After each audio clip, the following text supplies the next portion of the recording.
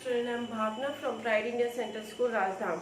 Today I'll be taking a maths classes. I think some chapter 1 is finished by Sanjay sir. So from today onwards I'll take the maths class from chapter 2 for you. Okay. So in your book second chapter is playing with the number. So playing with the number is nothing in this. Just we have to know कि हमको किस तरह से किसी भी equation को या कोई भी क्वेश्चन दिया हुआ है उसको किस तरह से हम सिंप्लीफाई करेंगे और एक पर्टिकुलर रिजल्ट पे आएंगे. ठीक है. तो इसमें एक रूल होता है, आपने सुना होगा, BODMAS where this BO is bracket of. ठीक है. Then this is divide, this is multiply, this is addition and this is subtraction. ये है क्या चीज बोर्ड मास? ये यूज का होगा मैं बताती हूँ. जैसे कोई भी इक्वेशन दी हुई है तो उसको अगर हमको सिंप्लीफाई करना है तो इसका रूल है कि कोई हो सकता है कि किसी ने प्लस पहले कर दिया, किसी ने माइनस पहले कर दिया, कोई डिवाइड पहले करना चाहता है और कोई लेकिन ऐसा नहीं है. तो इसलिए कि सब लोग एक पर्टिकुलर रिजल्ट, एक सिंप्लीफिकेशन का एक पर्टिकुलर रिजल्ट आए, तो इसलिए हम एक रिलेशन, एक कह सकते हैं फॉर्मूला यूज करते हैं जिसे बोलते हैं बोर्ड मास, जिसमें अगर कोई भी इक्वेशन दी हुई है तो सबसे पहले हमको, ये मैथमेटिक्स में है कि सबसे पहले हमको उसके ब्रैकेट्स को सॉल्व करना है एंड देन उसके बाद डिवाइड हमें करना है, देन मल्टीप्लाई, देन आपका एडिशन, देन सबट्रैक्शन. सबसे ब्रैकेट में भी कई तरह के ब्रैकेट होते हैं. इस ब्रैकेट को बोलते हैं स्मॉल ब्रैकेट.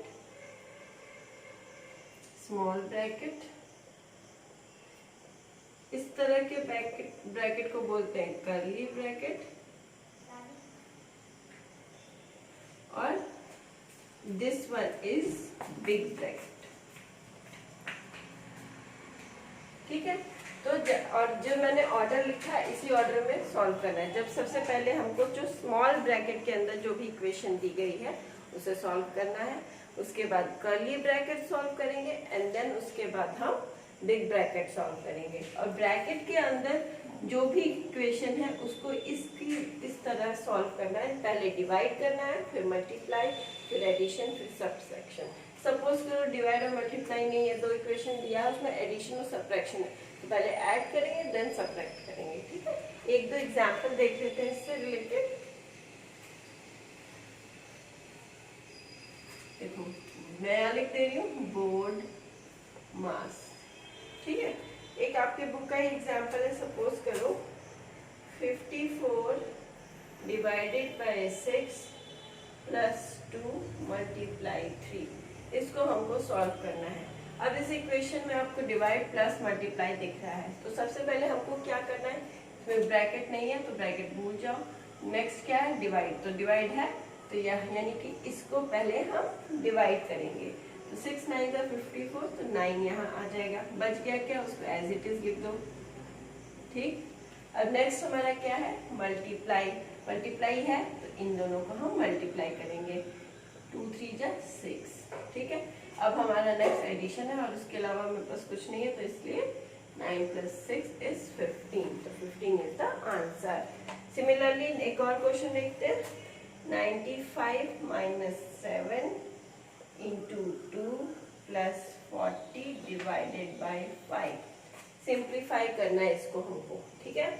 अब इसमें सब ब्रैकेट नहीं है, सबसे पहले डिवाइड करेंगे. डिवाइड ये रहा, तो बचा हुआ को एज इट इज लिख दो. 5 8 जा 40, तो यहाँ क्या हो जाएगा 8. नेक्स्ट क्या है, मल्टीप्लाई करना है हमको. 95 - 7 2 जा 14 + 8. ठीक. नेक्स्ट क्या करना है हमको, एडिशन करना है. तो 95 माइनस कितना हो जाएगा 22. ठीक. देन अब मैं सबट्रैक्ट कर देंगे तो 3 9 73. तो आंसर इज सॉरी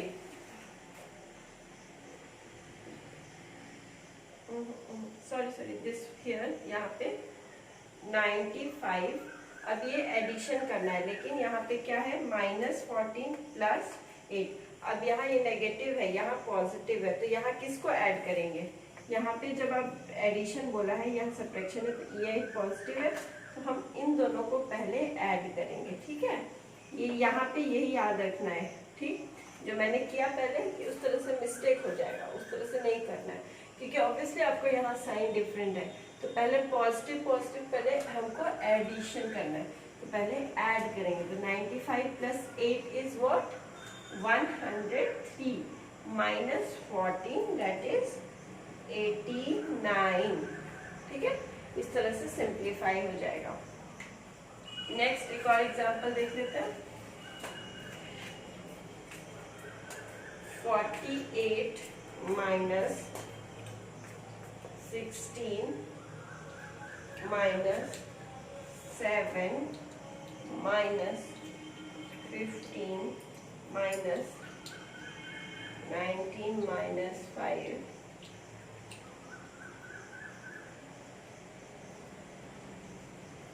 ठीक है। ये लाइन ऑफ ब्रैकेट या बार देने का मतलब है, ये इसमें नहीं, रूल में नहीं दिया हुआ है, लेकिन इस तरह का अगर दिया हुआ है तो इसका मतलब पहले इन दोनों को हमको सॉल्व करना है, फिर हमको फर्दर सॉल्व करना है।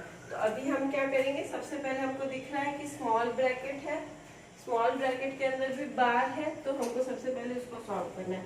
तो 48 minus 16 minus curly 7 minus 15 19 minus 5 is what? कितना होगा? 14, ठीक है। फिर small bracket, curly bracket, big bracket, ठीक। अब यहाँ पे दिख रहा है पहले स्मॉल ब्रैकेट है, तो उसमें क्या है? माइनस है, तो उसको सॉल्व कर देंगे। 15 माइनस 4 इज 1, तो 1, फिर curly bracket, big bracket, 48 minus 16 minus 7 minus 1 is what? 6, तो अब बिग ब्रैकेट बच गया। 48 16 माइनस 6 कितना होता है? 10, तो 48 minus 10 that is equal to 38 answer, ठीक। इजी है, सबको स्टेप बाय स्टेप सॉल्व करना है, और स्टेप बाय स्टेप करेंगे तो हमको इजीली आंसर आ जाएगा, ठीक है। एक और एग्जांपल देख लेते हैं।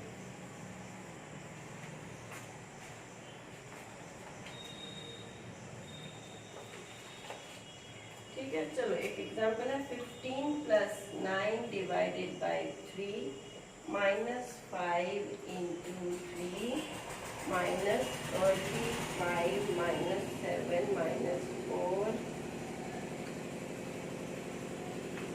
ठीक है। अब देखो यहाँ पे सबसे पहले तो हमको ब्रैकेट सॉल्व करने इधर, तो ये 15 plus 9 divided by 3 as it is, ठीक। ये इसके अंदर का लिख लो।